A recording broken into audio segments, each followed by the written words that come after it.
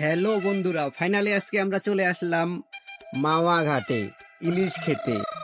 আপনাদের রেস্টুরেন্টগুলো একটু ঘুরে ঘুরে দেখানোর চেষ্টা করতেছি যে এই রেস্টুরেন্টগুলোতে ইলিশ পাওয়া যায়। আপনারা যারা ইলিশ খেতে আসবেন, এই রেস্টুরেন্টগুলোতে ছোট বড় সব সাইজের ইলিশ পাওয়া যায়। যেভাবে বাজারে ইলিশ কিনেন দাম করে, ঠিক ওইভাবেই কিনতে পারবেন। এখন একটু বাহিরের ভিউটা দেখাই, রাতের ভিউটা, যে রেস্টুরেন্টগুলো একটু ঘুরে ঘুরে দেখাই। দেখতে অনেক সুন্দর লাগে। এখানে অনেক রেস্টুরেন্ট আছে, আপনারা যেটাতে ইচ্ছা ওইটাতেই যেতে পারবেন।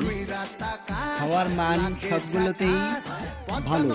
ইলিশ খাইয়া রূপখানা কি ঝকঝকে বানাস, ওলালা ওলালা ওলালা হু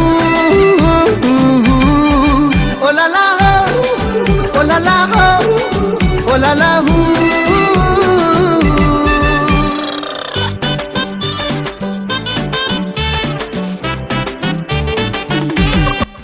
এখানে আমরা ইলিশ নিয়েছি। ইলিশ কেটে ধুয়ে হলুদ ও লবণ দিয়ে সুন্দর করে মেখে নেওয়া হয়। ইলিশ ও বেগুনের চপ সুন্দর করে তেলে ভাজা হয়।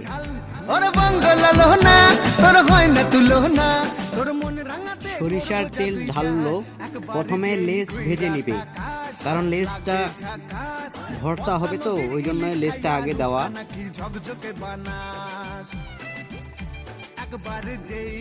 মাছ ভাজা শেষ, বেগুনের চপগুলো তুলে নিয়ে এবার লেসের ভর্তার পালা। ভর্তাটা অনেক সুন্দর করে। এবার সালাদের পালা। সালাদটা তো অনেক প্রকার, 2 প্রকার আচার দেয়। সালাদটা অনেক সুন্দর হয়, অনেক সুস্বাদু হয়।